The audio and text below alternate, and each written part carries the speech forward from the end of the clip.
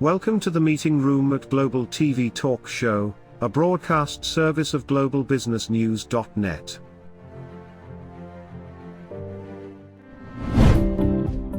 This episode from the meeting room of Global TV Talk Show is brought to you by The Bridge School, the accredited international online private school of choice, at bridgek12.org. Porch Light Rental and Destination Services. Reduce your renter lump sum or managed relocation costs.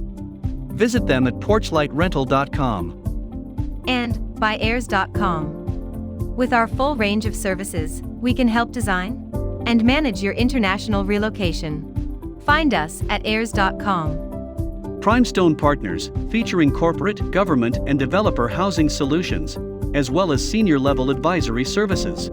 Find them at primestonepartners.com. And by International Auto Source. We are the vehicle experts for expats, featuring all major brands of automobiles with flexible solutions and financing. On the web at intlauto.com. Become a global player in your field. Cross Culture to Go provides virtual support for your global business and career success.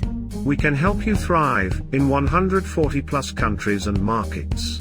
On the web at crossculturetogo.com. This is Ed Cohen in San Diego, California, and you're on Global TV Talk Shows. This is a broadcast unit of globalbusinessnews.net, which has been around since '03, and Google Analytics says we've had 1.2 million reader page views since then. But more recently, since March, April of 2020, when our live conference business crashed and burned because of the pandemic, we've been doing TV talk shows. And our special guest today is from Auckland, New Zealand, Bridget Romanis. Am I pronouncing that name correctly? Actually, I don't know what the correct pronunciation is, but the way that I say it is Bridget Romains. Romain. A lot of people want to go and visit, and yet there's not a lot of information out there. So here we are to help bridge that gap. So, Bridget, you have been involved in with a big company, right? A Big Four accounting firm? We actually work with a number of large businesses. We have two of the Big Four accounting firms on our client list, Deloitte and KPMG, Heineken also, and we provide services for those companies who are bringing expats into New Zealand to settle their expats here. I don't know whether you know, but New Zealand has a really high level pre-COVID. We did have a very high level of immigration, and that was purely to fuel our domestic economy because we have such huge skill shortages. So those big organisations are bringing in everybody from IT specialists to engineers to auditors to fill the skill gaps in the New Zealand economy. And of course, they want those people to be up to speed, enjoying life and working hard as soon as they get here. So that's our job, to take care of all of their needs on the home front so that they can focus on work once they arrive in New Zealand. Yeah. So, okay. So it's, July 22 today, where I am. Where you are is July 23. And the COVID is taken care of. It's put to bed, right? Well, we're an island at the bottom of the world and we've got a huge sea barrier around us. So for all intents and purposes in our country, yes, we're COVID-free in the community. We have a very strict border situation where everybody who comes into the country has to spend 14 days in quarantine in a hotel organised by the government. And the number of people who can get across the border is really, really restricted. It's basically down to New Zealanders and people who are in critical work positions. So people coming to work in healthcare or there's some engineering projects, very limited list. So it's actually quite hard to get into the country. So that's how our government has decided to deal with COVID in New Zealand. But what that has done, I guess, in the publicity about the fact that we are a COVID-free economy, is that we have a lot of people knocking at the door at the moment, waiting for the government to decide that either our vaccination program is through far enough or the situation's settled enough overseas to allow this huge demand to be met through the immigration system again. Great. Well, thank you for sharing that. So you help a lot of companies when it's normal, whatever that means, to bring in needed staff and family. And where are these people from? Let me just ask you bluntly, do most of those people come over from Australia? There's a reasonable number from Australia, but the geographic spread of our client base is huge. Everywhere from, South Africa, India, the US, the UK, Germany, Singapore. There's hardly a country in the world that we haven't had someone come from, because really New Zealand is one of the most diverse countries in the world. Auckland as a city has a greater level of diversity than London does. So Really? for us, Oh, it's I about didn't know that. about welcoming people who can contribute to our economy, who want to come here. So we're in that lucky position of being able to bring in people on the basis of the skills that they can bring to New Zealand. Yeah, well, your prime minister gets a lot of good PR here in California. Yeah, she's popular in New Zealand too. Yeah, that's great. Okay, so let's talk about the difference between South Island and North Island. Why Sure. don't you do a couple of minutes on this? Okay, well, that's an interesting question. I suppose if you're coming here for work, for a job, chances are you will end up in the North Island, because Auckland's the largest city and it has the majority of the country's population in it. So that's the sort of commercial hub. The North Island is warmer than the South Island. The South Island is more scenic, beautiful mountains and lakes and a lot more wilderness than the North Island. And in terms of people in their employment, I guess if you're coming to work in say one of the big four, for example, then you would probably be in Auckland or Wellington, or they do have satellite offices around the country too. But if you're coming to work on an engineering project or for the government, the engineering projects are obviously all over the country, sometimes in quite isolated areas, whereas the government is based in Wellington. So if we're talking about the people who can come to New Zealand at the moment now, critical infrastructure or in jobs that are critical to COVID recovery, that's probably mainly the main centres, Auckland and Wellington, or otherwise, if they're working on some engineering project or roading project, that might be in the more isolated areas. In terms of expats adjusting to New Zealand, I think possibly Auckland is a little bit easier in some ways because it's a bit more cosmopolitan, it's a larger city, yet others really enjoy the sort of almost small town by many countries standards of the cities in the South Island and the towns in the South Island. Yeah. So no matter where you are, at night you can see a million stars in the sky. Well, yeah, I mean, we're a bit discerning about that, because in Auckland, we have light pollution like everywhere, but there's in the South Island, there's an area around Tekapo, which is sort of about 2/3 of the way down the South Island, which is a designated UNESCO dark skies reserve because of the quality of its darkness. There's nothing there except farms and mountains, so you can go there and observe, the galaxies in their full glory. So we have to go a little bit outside the cities to really see the best of the stars. Oh, okay. So what about the wine? I've purchased some New Zealand wines, and it's always got the screw tops, not a cork. Yeah, that's right. And so that's faster. Yeah. True. Easier access, yep. So which kind of wine do you like? Well, I'm just going to divert for a minute because there's a long story behind that. Behind me, this picture is of Waiheke Island, which is an island. It's half an hour's by boat from Auckland city, and it's stunning. It's covered in vineyards. And after we had quite a severe lockdown last year to sort of knock COVID on the head. After that, some friends and I did a 4-day hike around Waiheke, and this is the top of a hill that we got to on day 2. And over in the back, sort of behind my head, beneath the logo, there you can see a vineyard on the side of the hill. So we struggled up to the top of this hill. Then we slid down to the bottom of the next hill, where there is an amazing restaurant called Ponte Crischieri, which is run by an Italian guy. And we sat down and drank I think it was Pinot Gris, because that's what we felt like after a long walk, something refreshing, and had 8-course Italian sit-down lunch. So to me, wine's great by itself, but when you've got a story and an experience like that to go with it, it's even better. And there are plenty of those in New Zealand. So after that, did you all lie down in the vineyard, or did you have to trek back to the boat? No, luckily we were clever enough to have organised to be staying in a very nice, quite luxurious house. So we had a minivan come and pick us up and take us back to our house for the next day. Yeah, that's right. And then we trekked again the next day. So now I can see why you're such a good destination services provider, because you think of everything. It's true. It's true. That's right. We've got to do something on our days off, don't we?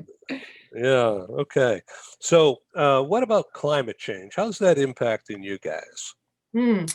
Well, New Zealand has one of the largest coastal areas of any country in the world, because we're made up of the main two islands, very long and thin. So in our coastal areas, some of the cities are quite threatened, particularly the low-lying areas. We've just had a situation last week where there was severe rain in the west coast of the South Island, which meant that the small city of Westport was completely flooded because at the mouth of a river. So that is going to be a concern for us going forward, definitely. Sea level Yeah. rise. Mm. Yeah. Here in Southern California, it has we get some intermittent rain, but really it hasn't rained for months. So Mm. Mm. it's bad. Mm. So there has to be a way to transport water to California. So pipelines are beaming up and down. There has to be some Mm. kind of technological way of doing this thing in the future, because Mm. there's an imbalance. You guys, especially like in the eastern U.S., southeastern U.S., they get rained all the time. And baseball games get rained out all the time. And so there must be a way to pipe the water, 'cause- and Well, you've got lots of sea. You could desalinate it. I used to live in Singapore. that's a That's their great solution idea. now. Yeah. Because Singapore, like New Zealand, is an island. It has even fewer resources than New Zealand does. But they're great on technology. So they have big desalination plants, utilizing seawater. Well, that's it. That's the Yeah. answer. It's right there. In fact, Exactly. right over there, across the Yeah. street. So, okay. So, I want to ask you about running a business in Auckland, Mhm.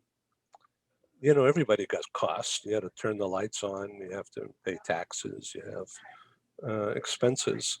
You can't go anywhere really. Mhm. So it's all virtual. You must have been a champion of virtual even before the pandemic. Well, yeah, ironically, you should say that. We often say to people, we invented work from home long before people were required or even thought of doing it, as a matter of course. And that's partly because, a lot of the time we're talking to our clients who are not in New Zealand. Right. Or we're serving our clients when they arrive to New Zealand, or we're dealing with their corporate masters who we go to their offices. So yes, working virtually is quite normal for us. Okay. So, what about schooling? Is schooling online? As for kids, Yeah. is it has that been going on uh, before the pandemic ever arrived? No, not really. Our schools sort of rose to the occasion. When we had a very swift lockdown, we were given, I think, maybe 48 hours maximum. Maybe it was only 24. That we were going into lockdown, and the schools had to figure out how to do that. And we've had a couple of small lockdowns since then, so those have been a lot smoother. The New Zealand schooling system, is world renowned, and part of the appeal of it, I think, is that it's very child-centered, and personal character is as important as academics. So the actual act of going to school and being amongst your peers in a social group, I think, is quite important to our schooling system. So the virtual schooling thing was something that had to be done, and was done effectively enough. It was tough on the kids. And probably tough on the parents too, during the period of COVID. And it's great to have that tool available, I think, as another sort of part of the education suite, but I don't see it overtaking the sort of face-to-face schooling, which is very much part of our culture. Okay, so about cost of living Mm. in the typical Auckland suburbs, Mm. where a corporate, Yeah. inbound corporate, what, 35 to 45 years old, Mm. with a family, probably. Mm. Um, what what's a typical house cost here in California, in particular? the prices are sky high and keep going up. It's been a tremendous upward surge in the last year. Yeah. Look, my best advice to an expat is make sure you negotiate a good package when you're coming to New Zealand, because it's very, very easy to be sitting in the Northern Hemisphere thinking, oh gosh, small country down there, it won't be nearly as expensive as things are, where we are. And in fact, it's the opposite. Housing here has gone through the roof in terms of purchase prices during the pandemic and after the pandemic, completely unexpected.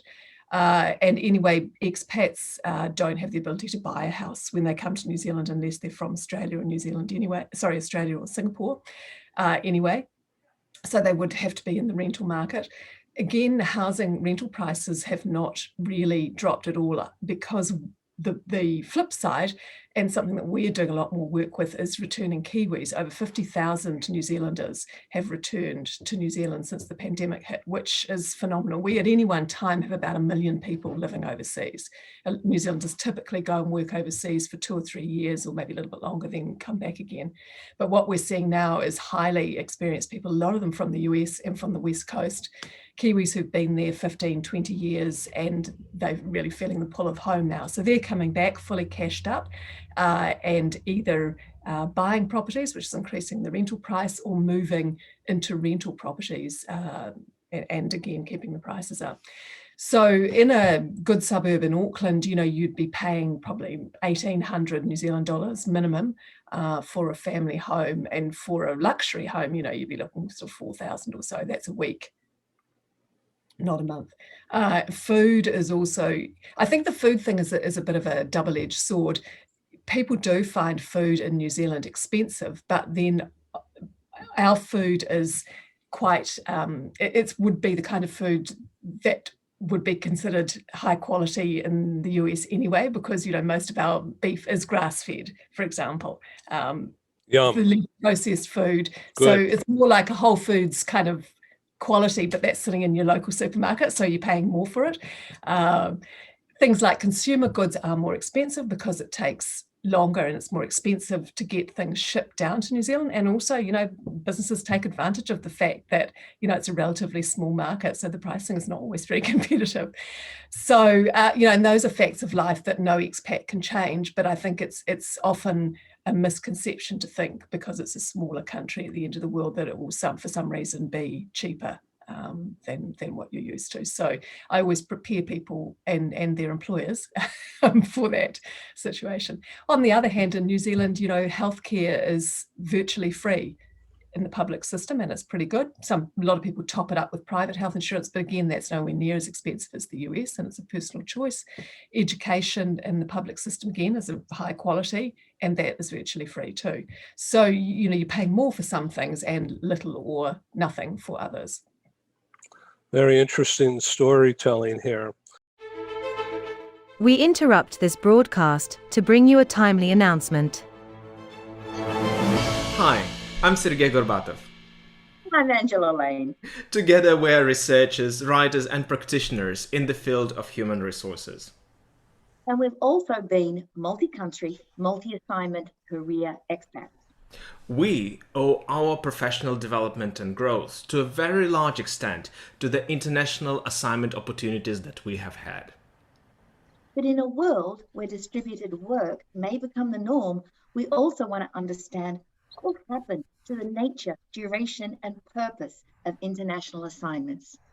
Together with our colleague, Julian Dalzell from the University of South Carolina, we're undertaking a study on the future of expatriation. And we'd value your contribution. You can participate in this important study by completing a simple 10-minute questionnaire. Access the questionnaire by typing in your browser tinyurl.com/expert study. That's tinyurl.com/expert study. You can also find the link here on Ed's website next to this video. Thank you for joining us in this study. In return for your contribution, we'll provide you with a copy of our research. And of course, you'll be invited to an exclusive webinar hosted by Ed, where we will share our findings right here on Global Business News. And so please go to tinyurl.com/expat study. Take the survey so that we can better understand the future of expatriation.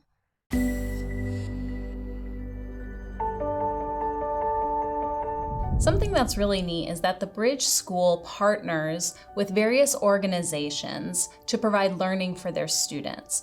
For example, we partner with a major ballet company, and we are able to enroll several of their students into our school. So now not only is the student able to participate in a school and have a seamless transition while they're very active in their ballet career, but now they have other dancers that are with them that are doing some of the same courses. So it's almost becoming a camaraderie where they're taking similar courses, they're working together on their ballet, and really being able to form this great partnership with these organizations to provide a needed service. A lot of times there are student athletes who will spend hours and hours at the gym or at the basketball courts, wherever it is. And if they're attending a traditional school, they're in school from 8 to 3. They get a quick snack, and then they're at the gym for 3 to 4 hours in the evening. Coming to us and having that partnership, they're able to break that up throughout the day. They can have a morning practice, get some schooling in, have an afternoon practice, finish their schooling in the evening. So there's that flexibility. And additionally, if there are tournaments or performances, it's fantastic because if there's a week where they have shows straight through, they can take that week off of learning and then pick back up when they're done. So it offers this great flexibility. And for the program owners of these sports leagues, it is a win-win situation for them because they see this need. They see this need that their students need to make sure that they are obtaining the grades necessary to be successful adults in our country and in other countries. But it provides them an environment where they can be successful at both.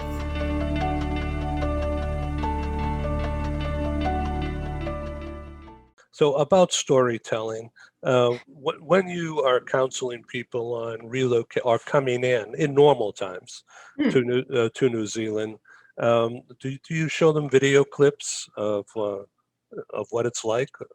I would think you do. Yeah. Well, no, that's an interesting question. We kind of take a different approach, really, because we're very people-centered. So for us, the most important part of our relationship with any incoming expat is building that trust with them. Because most of them, or many of them, have never been to New Zealand before. People often underestimate the difficulty of coming here. They expect it's going to be, because they've read in the media and they've heard Jacinda, it's paradise, it's wonderful, but it is actually a tiny little place right at the end of the world that is a bit culturally different to most places. So our first objective is to build trust with them because we're going to be their guide. We don't have commercial relationships with any of the property agents or anyone that we deal with. They can rely on us. We're their people. Excuse me. So it's less about kind of publicizing New Zealand to them and more about finding out what they're concerned about. And once we find out what they're concerned about and what their questions are, we answer those. And sometimes that may involve showing them video clips. Other times it may involve providing them with information. Other times it may actually involve introducing them to either specialists if they want tax advice, or sometimes they just want to talk to another family who's, say, moved from the US like they have, who's got kids the same age. So we'll facilitate those sorts of introductions. Oh, good. So, That sounds really good. And yeah. so you won an award from TEMI. What is TEMI? Oh, TEMI is our Australasian global mobility industry body. It's the Employee Mobility Institute based in Australia. We won. We were very excited. We won awards with them 2 years in a row. And this year we won their Supreme Award, which I happen to have sitting here with me. I don't know if it's going to show on the screen. Let's see it. Yeah. Well, I'm trying, but it's fading into the background. But it's very exciting. A giant globe on a crystal stem. Anyway, and we won that for some work we did with Deloitte last year, who are one of our major clients. And lockdown hit New Zealand and COVID hit New Zealand, and our corporate clients were busy, and we were working with them crazily all hours of the night and day, trying to sort of triage people, get them sorted out where they were going to be, people coming in, stuck, others halfway here, their luggage was somewhere else, sorting all that out. And we sort of got through the worst of that. And what we were starting to pick up in our conversations with people who were moving was that well-being was becoming a huge issue. People were just off the scale, stressed about their situation. Nothing was certain in their lives. They were completely in limbo. So we said to Deloitte, hey, you guys are really busy doing what you're doing. We've picked this up. And to their credit, they said to us, well, yeah, what can we do about that? So we put together a program with an international mental health expert, Dr. Sonia Jaeger, and ran a series of webinars, both for people who were stuck offshore and for the expats who were in New Zealand, addressing mental health and well-being for that particular group of people, because what they were going through was really unique. I mean, it was tough for all New Zealanders, it was tough for everybody all over the world to be locked down, but even tougher when you're halfway through an international move or you're not in your own country. Some of these people had literally arrived in New Zealand a couple of weeks earlier. We just found them places to live. They just moved in. They didn't know a single person. We hadn't had a chance to get them out and do their orientations or anything. They were really in quite difficult states, a lot of them. So that carried on for most of last year, this series of workshops, and then was recognised by our Australasian peers as being worthy of note for the Employee Mobility Institute. What was it called? The Initiative of the Year. Good for you. Let me ask you a question about immigration and legal. So let's say that my partner was relocated and I was a trailing person, right? Yes. And so I have my laptop, I could plug in, all I need is 5G. And I could work from anywhere. So I could have done that 10 years ago, but now it's in vogue. So what's the legality today? Well, in terms of New Zealand, you and your partner probably can't get into the country to start with, so that's kind of an academic question in terms of the border restrictions, unless they happen to be one of these critical roles. Having said that, there are quite a few people I know who are doing that. Their partner is either a Kiwi and they have come in with their Kiwi partner and they've remoted their job, say from the US to New Zealand, or they're a critical healthcare worker and again, they've remoted their job. So legally, they are liable for tax in New Zealand. They would, in terms of their immigration status, they would get a partnership visa that would come with their partner's visa, or if they're a partner of a Kiwi, then they can apply for a partnership visa, and those would have work rights associated with them. We don't have any particular scheme to encourage remote working like some countries do, and it doesn't have any, there's no particular tax status around it. Does that answer your question? Yeah. And so have you been to Antarctica? No, I haven't. My father was irrelevant to our current conversation, but my father worked on Scott Base, which is the New Zealand base in Antarctica, for 2 seasons. He was a mountaineer and an electrician, which was more useful, I think, on the Scott Base than being a mountaineer. Yeah, or being a relocation person, right? Yeah, that's right. Well, that's where I got my I think my love of not so much travel, but just going and living in different places and hanging out with different people. Lots of my friends, argue that I started this business so that I could hang out with expats once I got to New Zealand, because I, missed that part of my life so much.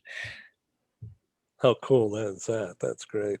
Okay, so in your salutation to me in your email, you sign it with NGA space MIHA, MIHI. All right. Oh, ngā mihi.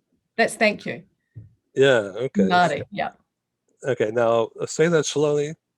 Ngā mihi. Oh, so the G is silent. Silent. Yeah. NG Yeah. together. Ngā mihi. Yeah, that's right. Got it. Wow, that's good. So is that Maori? Māori. Yeah. Maori. Māori language. Yeah, that's right. Yeah. Okay. Okay, so what else should we talk about? I'm looking at your notes here. And so relocation in normal times, and even now, I guess, too, but is a factor in area economic development. Mm-hmm. All right, because of new energy, new people, new ideas, uh, generally well paid, and a contributor to society. So desirable. Absolutely. So what's the word? I know you're involved somewhat, or connected to, or listening to what's going on in government. Um, I would think that is on tap for uh, increase once things Yeah. settle down a little bit. Well, yes, I mean, it's interesting. There's a real debate going on within New Zealand now because business is saying, we're actually being hamstrung in what we're able to achieve because we can't get the international talent that we've been reliant on into the country anymore. And it's definitely having an effect on wages. There's a lot of poaching going on between New Zealand companies for talent. But and so that's the business community's point of view, recognised by the government. The tension, of course, is that the government's policy, which is widely supported by New Zealanders, is COVID elimination, and we're effectively an economy where we keep COVID out by keeping people out. So there has to be some way of managing getting the talented people that we need in against not bringing COVID into the country as well. At the moment, our vaccine rollout program is due to be completed at the end of the year. What the government has said is that the current sort of border situation is likely to stay as it is until our domestic rollout is completed. So I'm expecting that early next year, there will be some movement on that. And what has been happening over the last sort of couple of months is there's various border exemptions that enable certain categories of employees to get visas.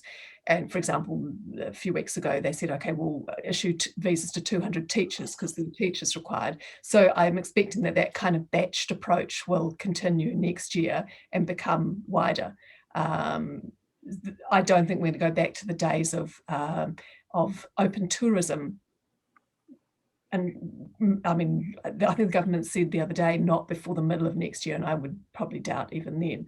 But yes, we certainly need to maintain the talent pipeline coming into New Zealand, or reopen it, should I say, de-restrict it.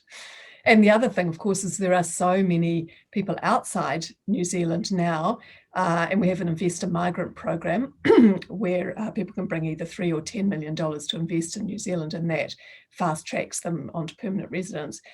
People who want to come to New Zealand, and can bring a financial contribution to our economy. That visa category is the only broad visa category that's actually still open at the moment. So people can make an application. The visas are not being granted, but they are being processed. So and we're working with a number of those people who don't know when they can come to New Zealand, but they have long-term planning in place, maybe a year until they can get here. But there's a lot of groundwork that can be done in advance to prepare for when that is possible. And in normal times, where would you run off to? Would you go to Fiji? Yeah, to be honest with you, I spent a long time living in Asia, so probably Singapore, Malaysia, went to Vietnam last year, year before last. I travel everywhere, and I go to Australia for work, and I've got lots of friends and family there, but I kind of like to go places that I haven't been, or where the culture is really, really different. Australia and New Zealand are different but the same. We're like siblings. we feel very comfortable there. So yeah, for me, somewhere a bit more different is more interesting. It's been a delight speaking with you, Bridget. Thank you very much for being on Global TV. Well, thank you for inviting me to come, Ed, and I hope that I've shed some light on our tiny little island with 5 million people at the bottom of the world. You betcha. And why don't you just announce what your website is? Okay, well, thanks for having me on, Ed. And my website is www.bridget, www.mobile-relocation.com. And there's lots of information there for our 3 categories of main clients who are expats who want to come to New Zealand, returning Kiwis, and of course corporates who want to use our services as part of their offering when recruiting offshore. Great. I look forward to meeting you. I know when we do, we'll be friends. Perfect. Come down to New Zealand with your wife again. Bye. Thank you. Ciao. This is Ed in San Diego, and that's Bridget in Auckland, New Zealand. Bye-bye now. Thank you for joining us in the meeting room at Global TV Talk Show. Have a wonderful day, and stay safe.